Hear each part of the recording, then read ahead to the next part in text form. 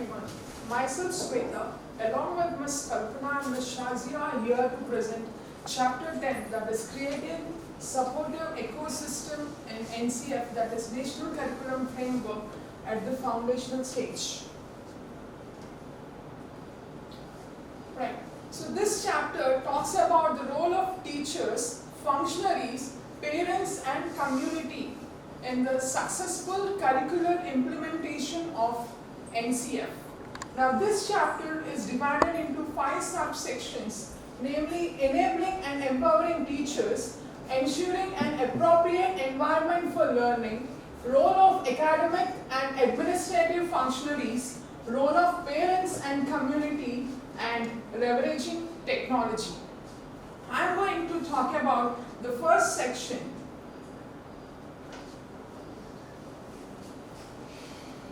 So that is enabling and empowering teachers. So now teaching is an intellectually and ethically demanding profession. So teachers need to continuously update themselves in line with NEP. Now let's see the first point. Ensuring an enabling environment for teachers. So here the school plays an important role. School needs to provide continuous development opportunities for the teachers, and they also provide facilities, motivating facilities wherein the teachers feel safe and secure and they are motivated to work and they take pride in their profession. Now the second point, conducive facilities and work environment. Conducive facilities and work environment. So adequate and safe physical and infrastructure should be made available, like safe drinking water, toilet facilities and basic hand wash facilities. Now infrastructure plays an important role in the effective teaching. So additional classroom boards, materials for art and craft, learning corners must be made available. Next we have pre-service teacher education. Now what is pre-service teacher education? Now pre-service teacher education is a course that is offered to the student teachers, like before they become the teachers. The course which they do is nothing but pre-service teacher education. Now the first step in this is to identify the supply and demand of the teachers at the foundational stage. So this will help the universities that offer this teacher education program with specialization in foundation stage. Now the curriculum must be framed in such a way that is in line with NCF, and the practicing student teachers must be exposed to all the environments of foundational stage like Anganwadi, preschool, grade 1 and 2. Next, TET, which is teacher eligibility test, which is currently starts from the primary level, but this has to be extended to the foundational stage also. Once the restructuring of the schools is done, then this has to be given at the test has to be given at the foundational stage also. And then teacher recruitment must be based on a rigorous process comprising of written test, interview and classroom demonstration as per NEP. Then we have in-service teacher education, mentoring and support. Now, this in-service teacher education, that is, as I already told you, that teachers need to update themselves. So this teacher professional development is a continuous process and each teacher develops at a different pace. So, and at the same time, the needs of the teachers at different pace differs. They should always continuously concentrate on developing themselves. Now, the academic resource institutions like NCERT, SCERT, DIET, etc. play an important role in ensuring that the teachers' professional development opportunities are continuously available. Now, for professional development, we have illustrative components like determining the competencies, curriculum goals, assessment, planning, etc. And the other one is modes of professional development. Now what are these modes? The ways to develop, right? For example, we have planning weekly discussions, workshops, handbooks, using of Diksha, etc. Then we have career ladder and professional development opportunities.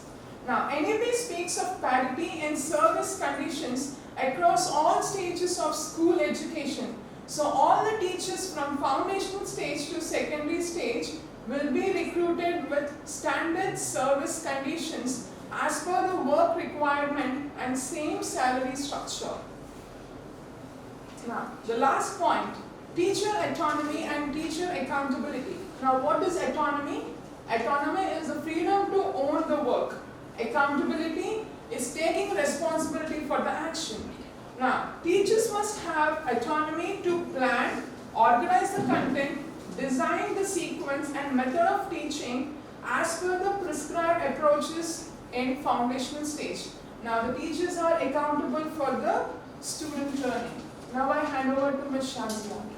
Thank you. Greetings to everyone present here. I am here to continue with the second section of Chapter 10, Ensuring an Appropriate Environment for Learning. Under this we have Design Imagination, Infrastructure and Learning Resources, People-Teacher Ratio and Age of Admission. We have to keep these points in mind when we are ensuring the appropriate environment for learning. First, Design Imagination. The importance of physical space to provide safe, joyful and comfortable environment which are enablers of learning in the foundational stage. Highly creative imagination would be required for the design and implementation of these spaces so as to fulfill the important role in ACCE. This has to be done while considering the physical aspects of cost optimization, operational feasibilities and implementation of capacities. This creative imagination would have to cover not only the aspects of the building but both the building which are being newly constructed and the buildings that are going to remodel from the existing infrastructure.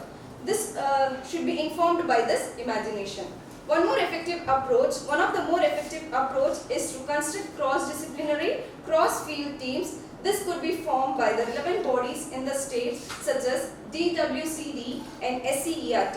DWCD is nothing but Department of Women and Children and SCERT is the State Council for Educational Research and Training. Let's move on to next one, Infrastructure and Learning Resource. As we all are aware of our KRM school, it's very well infrastructure.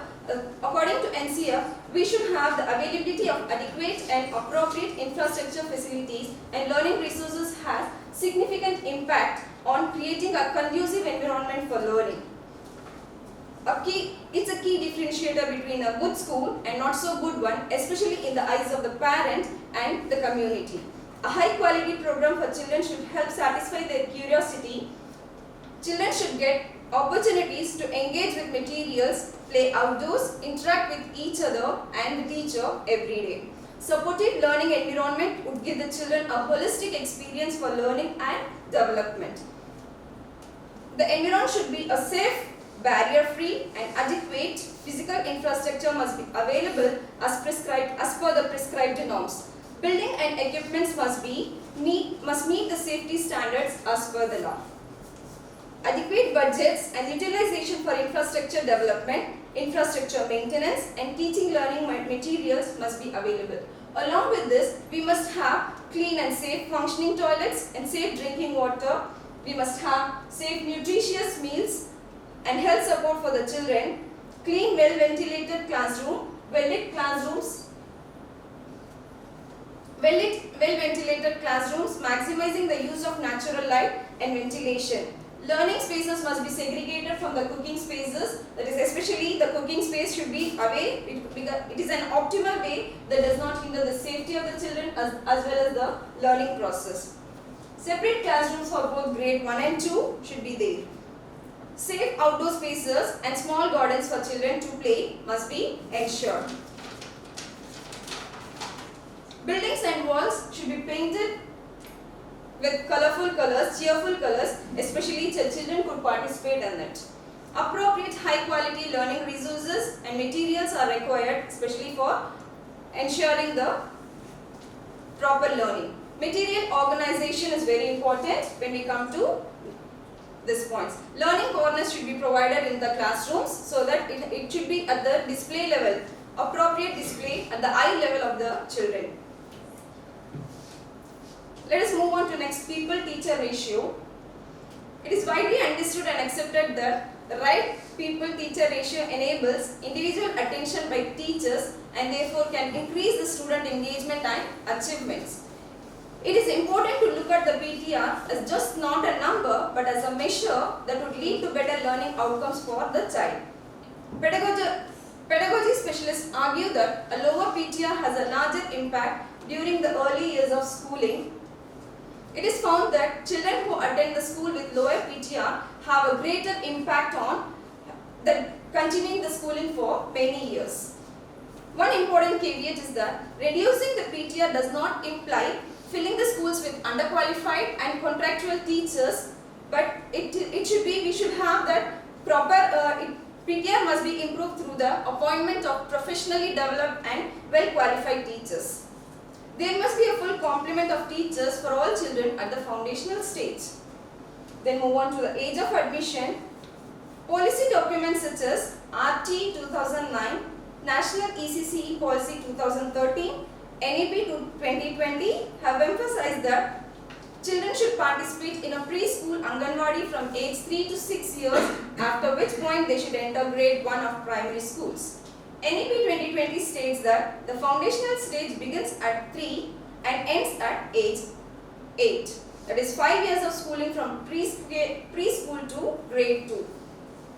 Given rapid pace of brain growth and overall development of the child in the early years, the curriculum for grade 1 is designed with the assumption that the children will be over 6 years old. The trend of officially advancing the entry for grade 1 to below 6 years defies this assumption and can pose significant damage to children's cumulative learning.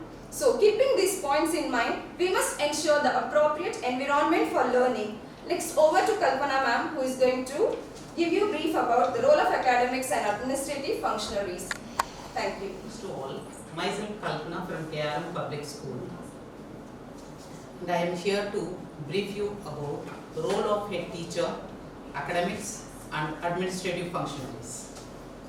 NCR provides a clear guidelines on how the academician should act so that we can bring a positive changes in the lives of the young minds. The role of academics and administrative functionaries are the crucial as their approach helps the students learn the academics as well as the life skills.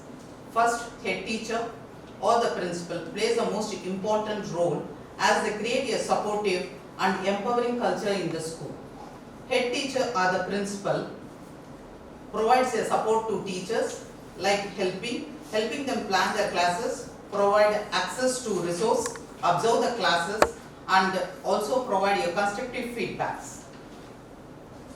So that the teacher is a constant improvement in teachers, in teaching as well as the handling the students. NCF recommends take class for young students so that they are in touch with the students, build a rapport with them and create a positive impact in students.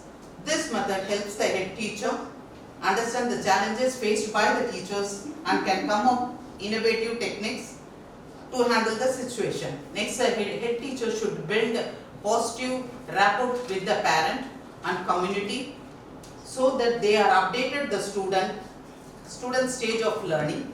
This method also helps the head teacher to respond to relevant issues and take the wise decision. Second, we will move on to the responsibility taken by the academics. They must visit the school and also provide an on-site support via classroom observations and through the constructive feedbacks.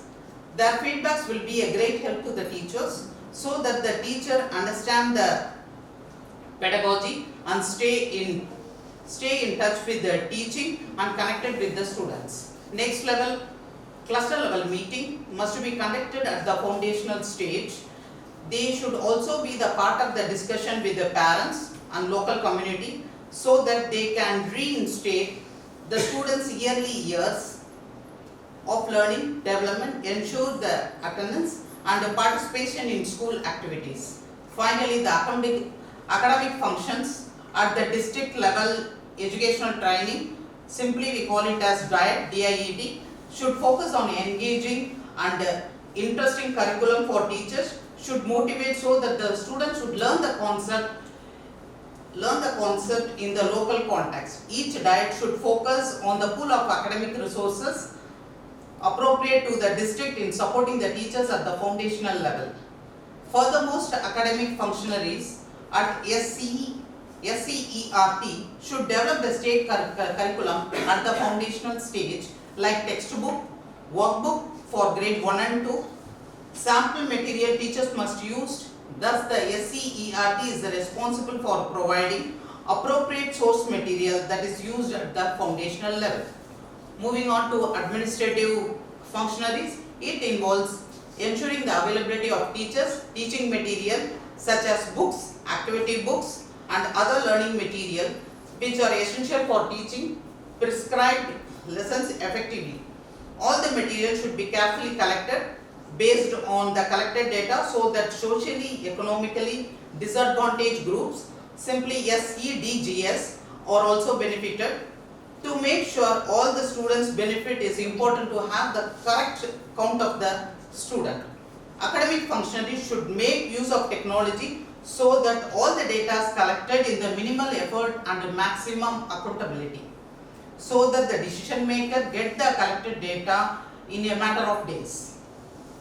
Moving on to the section 10.4, role of parents and community. Parents are the family or co-partners with the school in child's learning and development. In the early years, it is more important for the parents to understand and support what happens in the school as well as to the teachers, to understand the child's situation at home so that they can take the cognizance of it, the interaction with the child. Some of the points here flash. Communication with parent need to be frequent and ongoing, with the parents being treated as equal partners in the process. Second point, the parents need to be kept abreast of the child's progress. Teacher conducting home visits, a shared understanding would be the useful, especially for the importance of child's development. Parents and family can individually contribute to school in several ways. Parents can also be a part of school management committee and become the bridge between the parents and the community and teachers. Moving on to community, the local community is defined as parent, family, residents, neighborhood, youth groups, community leaders and local governance institution. Community could be involved in and support the school in several ways. Ensure the enrollment and regular attendance for local young children, share the observations with the teacher, provide a support with additional infrastructures, better nutritional source of children's meal and other services, motivate all the parents and community members to become the active partners with the school and help the school as an integral part of the community. Thank you. So the last section in chapter 10 is leveraging technology. Now what is leveraging? Leveraging is effective utilization of the existing resources, that means using the resources to the maximum extent possible. Now leveraging the existing technology and building upon the digital infrastructure help in increasing capacity building. Now again one more question, what is capacity building? It is effective utilization of the skills of the organization and also the people working in it. Now the best example for this is National Digital Education Architecture, that is NDEAR, which was launched to enable a common set of principles and approaches to be followed in building and using technology for education. Now the first point, technology for capacity building. Now there are many digital online resources. So digital resources to understand children in the early years and various topics are available to the teachers and parents. Now these need to be further enhanced. Now how are we going to do that? Now there are many ways, which include like informative and educative content, interactive lesson plans which give teachers flexibility and choice in teaching. Now, we have some other sources like Nishta, now which is a online platform which is a capacity building program for improving quality of school education through integrated teacher training. Now, this particular program is both for the heads of the school and the teachers. Now, this is a national mission which aims to improve learning outcomes through digitally enabled teacher learning program. And then we have Diksha, where teachers can upload their self-made contents which the teachers can use for the effective learning. Handing over to Ms. Shazia. Chapter 10, Section 5, Leveraging Digital Infrastructure Platform Tools. The vibrant ecosystem of content creators may be encouraged to contribute content for children, teachers, parents and the community by using NDEAR and Vidyadan. NDEAR is nothing but National Digital Education and Architecture, and Vidyadan is an organization which is ready to contribute the e-learning contents. Energizing material for teachers and children using QR codes for ease of access to conceptual curriculum, linked content works very well. Leveraging QR code also ensures that the content linked to it can be updated and modified at any point of time. Practical and efficient technology-enabled tools to ease the administrative task of teachers, save time and enable efficiencies. Enabling the tools could be used by teachers and administrators to help plan and execute the ideas and programs for micro improvements in the learning task. Technology could also enable building cohesive parent-teacher communities. In multilingual situations, technological tools assist the teachers so that they are able to take care of each child's need. Then we have technology for parents and community. Responsive parenting may be encouraged by using broadcast media, radio, TV, OTT platforms as well as messaging through IVR and other means. IVR is interactive voice response, that is the pre-recorded messages. Several innovative programs currently being implemented in states in partnership with civil society organization could be expanded. Ideas for parental engagement with children through enabling access a story a day, activities of play and learning, reading or listening together and even practice through worksheets are currently made available using community radio stations. Many parents now use messaging services to connect with people and consume content. This could be leveraged as well. With this I am going to conclude. Thank you.